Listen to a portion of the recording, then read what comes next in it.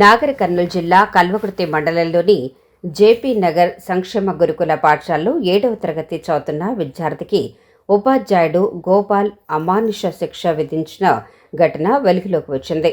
Science పాఠం చెప్పే గోపాల్ అనే ఉపాధ్యాయుడు అడిగిన ప్రశ్నకు విద్యార్థి సమాచారం చెప్పలేదని కోపంతో 150 గుంజీళ్లు తీయమని బలవంతం చేసినట్లు విద్యార్థి సంఘాలు ఆరోపిస్తున్నాయి. గుంజీలు తీసిన కొన్ని రోజుల్లోనే విద్యార్థి తీవ్ర నొప్పులతో విలవిలలాడి చివరికి లేవలేని స్థితికి చేరుకోవడంతో తల్లిదండ్రులు ఆసుపత్రికి తరలించి చికిత్స చేయిస్తున్నారు.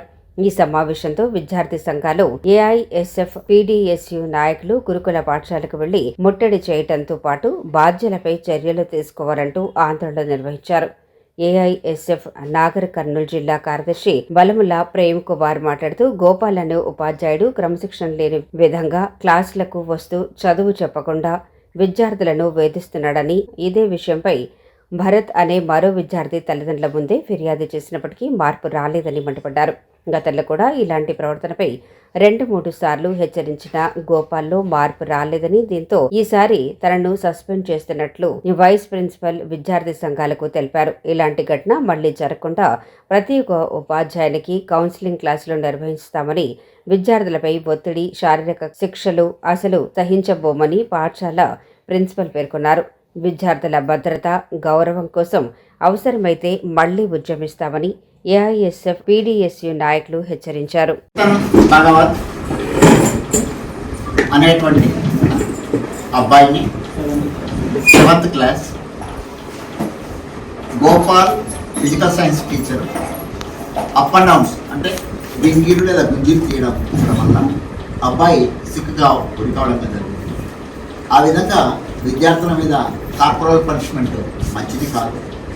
అతన్ని దృష్టిలో పెట్టుకొని ఇంకొకటి, అతను చదువు కూడా సరిగ్గా చెప్పుతలేడు అనేటువంటి పేరెంట్స్ నుంచి వచ్చినటువంటి మెసేజ్ని అనుసరించి అతన్ని ఈ రోజు నుంచి విధులకు నుంచి సస్పెండ్ చేయడం జరిగింది.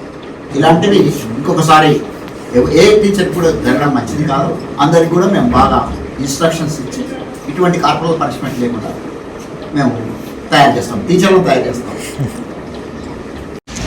ఈరోజు కల్వకుర్తి పట్టణ కేంద్రంలో జేపీ నగర్ సంబంధించిన గురుకుల పాఠశాలకు రావడం జరిగింది.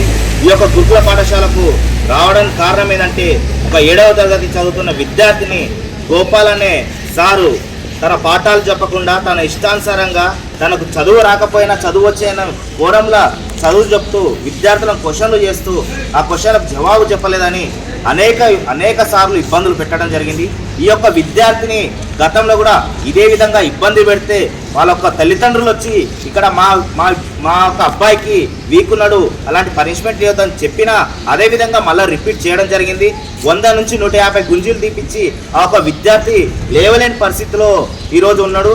కేవలం దీనికి కారణం ఎవరంటే ఇక్కడున్న ప్రిన్సిపాల్లు, ఇక్కడున్న ఉపాధ్యాయులు అని తెలియజేస్తున్నాను. ఎందుకంటే ఇలాంటి ఇన్సిడెంట్స్ జరుగుతున్నాయంటే కేవలం ఇక్కడున్న ప్రిన్సిపాల్ నిర్లక్ష్య వైఖరి అని తెలియజేస్తున్నా. అదేవిధంగా ఇప్పుడు ప్రిన్సిపాల్ లేకపోవడంతో వైస్ ప్రిన్సిపాల్ తోటి మాట్లాడి సమాచారం తెలుసుకునే వరకు ఆ యొక్క గోపాల్ అనే సార్ని సస్పెండ్ చేయడం జరిగింది. శాశ్వతంగా ఈ యొక్క పాఠశాలలకు అడుగు పెట్టకుండా అతన్ని ఆ సార్ని సస్పెండ్ చేసిన తర్వాత ఇలాంటి ఘటనలు మరి ఎప్పుడు జరగకుండా, మళ్ళీ ఎక్కడ జరగకుండా సార్ వాళ్ళకు కూడా ఉపాధ్యాయులకు కూడా మేము డెమో ఇస్తామని చెప్పడం జరిగింది.